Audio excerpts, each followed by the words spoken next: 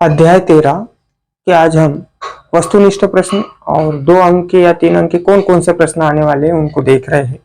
इस अध्याय से कुल 6 अंक के प्रश्न आने वाले हैं। विद्युत धारा के चुंबकीय प्रभाव 6 अंक के कुल प्रश्न आने वाले हैं। इसमें से 2 अंक के ऑब्जेक्टिव आने वाले हैं और 2 अंक के 2 प्रश्न आने वाले हैं। इस प्रकार इस यूनिट से कुल 6 अंक के प्रश्न पूछे जाएंगे। तो महत्वपूर्ण प्रश्नों को आज हम देखेंगे, उनके ऊपर डिस्कस करेंगे कौन कौन से प्रश्न पूछे जा सकते हैं 2 अंक में और ऑब्जेक्टिव में। तो अध्याय का नाम है 13 विद्युत धारा के चुंबकीय प्रभाव। इस अध्याय पर कुल 6 अंक निर्धारित है। इसमें से 2 वस्तुनिष्ठ है और 2 अंक के 2 प्रश्न पूछे जाएंगे। इस प्रकार कुल प्रश्नों के पूछे जाने वालों की संख्या हो जाएगी 1। 2 अंक के जो प्रश्न है परीक्षा की दृष्टि से जो इंपॉर्टेंट है वो हमने निकाले। जैसे चुंबकीय क्षेत्र किसे कहते हैं 2 अंक में पूछा जा सकता है।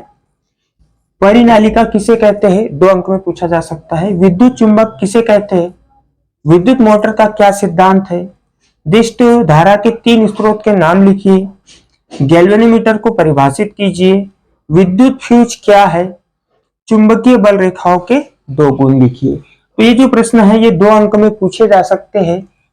एक बार फिर से रिपीट कर दे रहा हूं। विद्युत क्षेत्र किसे कहते हैं, परिनालिका किसे कहते हैं, विद्युत चुंबक किसे कहते हैं, विद्युत मोटर का क्या सिद्धांत है, दिष्ट धारा के 3 स्रोत या 4 स्रोत के नाम लिखिए, गैल्वेनोमीटर को परिभाषित कीजिए, विद्युत फ्यूज क्या है, चुंबकीय बल रेखाओं के 2 गुण या विशेषताएं लिखिए।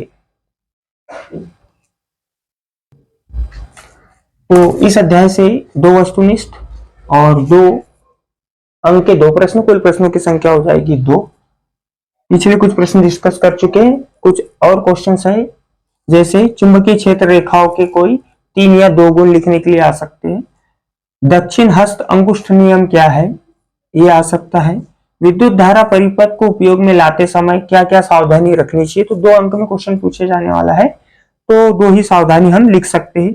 अगला क्वेश्चन है विद्युत चुंबक प्रेरण क्या है। अगला क्वेश्चन है विद्युत लेपन क्या है। नेक्स्ट क्वेश्चन पूछा जा सकता है दिष्ट धारा एवं प्रत्यावर्ती धारा में क्या अंतर है। तो इस अध्याय से हमने कुल 13 प्रश्न निकाले हैं जो महत्वपूर्ण है परीक्षा की दृष्टि से। इसमें से 2 अंक के 2 प्रश्न आएंगे, 2 अंक के ऑब्जेक्टिव आएंगे। तो आपको पूरा अध्याय तैयार करना है, साथ ही साथ इन प्रश्नों को तैयार करना है।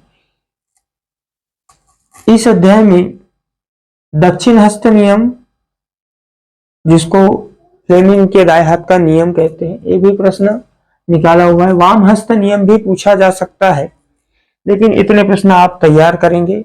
और पिछले जो प्रश्न है, बाकी अध्याय के प्रश्न यदि आप लोगों को देखना हो तो पिछले वीडियोस में जाकर के आप पिछले प्रश्न, महत्वपूर्ण प्रश्न जो निकाले हुए हैं उनको देख सकते हैं।